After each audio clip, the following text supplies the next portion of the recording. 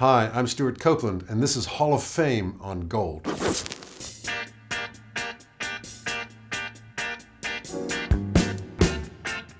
Roxanne was our first bass-ackwards riff, where Stingo wrote a bossa nova, but we were a punk band, so we had to make it kind of more angry than the song that he actually wrote and rockify it.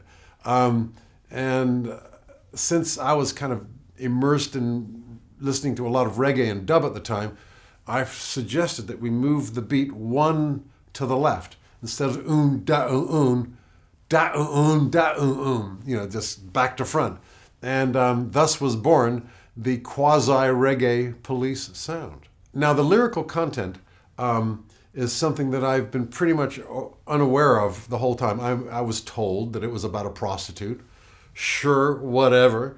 But I never listened to the lyrics. I'm on the back of the stage banging stuff, and all I ever see of the singer is the back of his head. But then recently, in recent years, I deranged these songs for orchestra, and which forced me, because I was working out the vocal harmonies, to discover the lyrics. And gosh darn it, that guy wrote some pretty clever lyrics, and there was I banging stuff without any idea of how cool those lyrics were.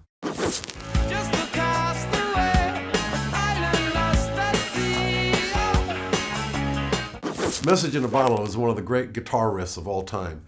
And the amazing thing about Andy Summers, which separates him from all those others, is that it's a stadium filler track, but the guitar part, on the left hand is stretching into ungodly positions over here, and his right hand is not just it's very complex stuff that he's having to do on that guitar, but he does it through a 1,000,000,000-watt amp to fill a stadium. He can do it huge, which you need Andy Summers for that.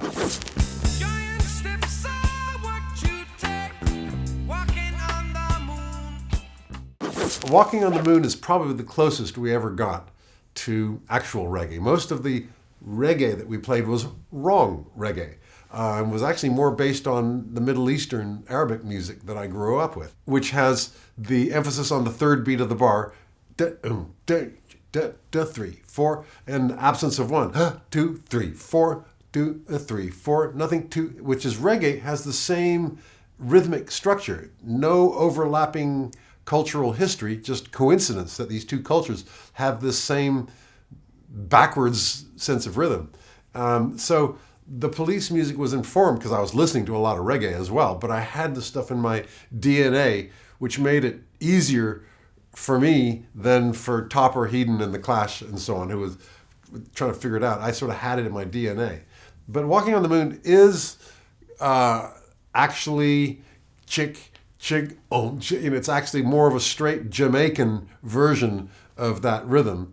And I remember when we were recording it, and we had the delay lines as well, because we figured out how to do dub live. Now, dub was all about repeat echo, and you build up rhythms with repeats of the material, and they take material away and then repeat certain elements. That's sort of what dub is.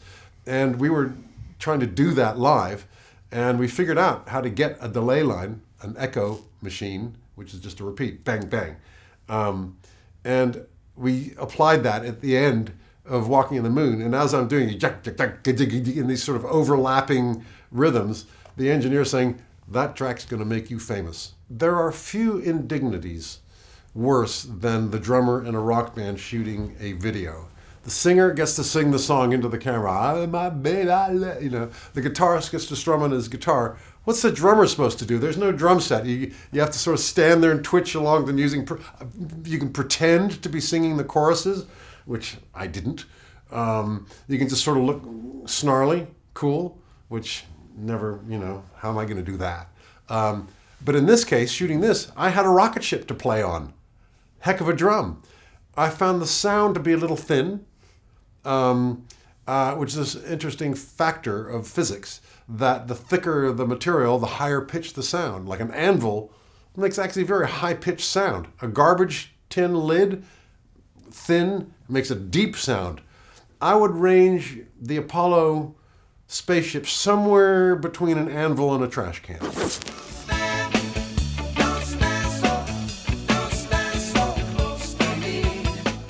Don't Stand So Close to Me has an unfortunate history. In fact, it's not the history, it's the current state of it, because it's now not a happy subject. The idea of predation, an older man, younger girl, it used to be a piece of literature by Nabokov, who used to shake and cough, which is one of the most brilliant rhymes in the history of songwriting, and of a famous novel, Lolita. But now it reminds people, it has associations in the modern world in which we live, which turn people off. And Sting doesn't play it anymore. He doesn't, even though that's one of his greatest songs, written with a pure heart and no evil intention. It's sort of gone out of fashion, that song.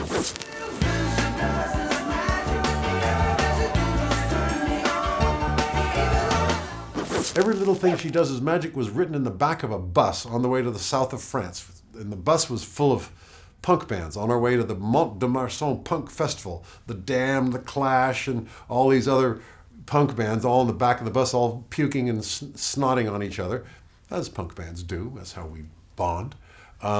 And sort of as a rebellion against all this, in the back of the bus, Sting is there snarling to himself at all these punkorama. You know, he was a school teacher at heart, and hearing all this terrible language. And he had this lyric going, every little thing she does is magic. And he was stuck for a rhyme for magic, which he did, and wrote a heck of a song.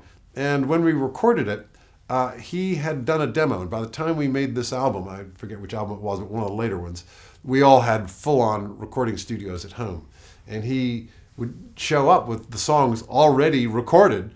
And with that particular song, his demo recording was a hit. Just put it on the radio, it's a hit. Just like that, with a drum box. And, you know, the song itself was so strong. And then but of course, the Police being the Police, we had to mess it up. And so we tried the jazz version, the rage version, the punk version, all these different versions. And every time we did our Police thing to it, it just made it less of a hit. So finally, in a fit of extreme grump, over-caffeinated one morning, okay, play me your stupid song. Just play me your gosh darn demo, and stand and just show me when the chorus is and everything. And then and just play me your stupid song. And so we did. In one take, he's snarling at me, like that.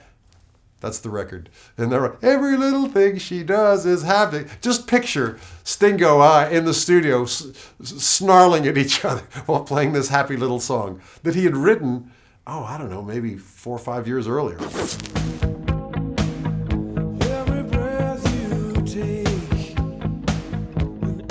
Every Breath You Take is the most played song in the history. And I'm very proud of my buddy, as he is very proud of that song. We have to give Andy an honorable mention, because that guitar part that he came up with is his. Most of the guitar parts, Sting was a great guitar player, and he came up with Message in a Bottle, Bring on the Night, these incredible guitar parts, and only Andy could play them. But this one here, Sting brought in just these chords, like on a Hammond organ, like a Billy Preston kind of sound, and Andy said, look, hello, dude, we're a guitar band.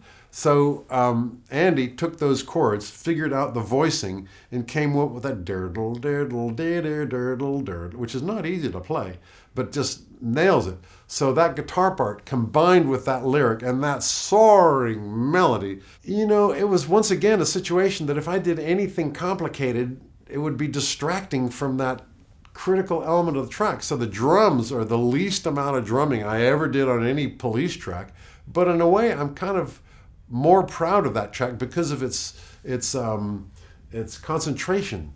It's just very streamlined. In the hi-hat, which is all overdubs, by the way. In fact, the kick, I stand before you, is a drum box. But the snare drum is actually 2 drums like that, recorded overdub. And the hi-hat recorded by with tiny little gradations in there to keep it percolating, but not so as to distract. And then we overdubbed timpani and big crash cymbals for the choruses and everything. But all the percussive, in fact, all the elements were sort of added together. Now, let me just take this opportunity to point out that all of those, the last, after the first Police album, which we'd played shows and everything, from the second album on, particularly the latter albums, all the drums that you hear are arrived at after hearing the song, except for a couple songs like Every Little Thing She Does Is Magic.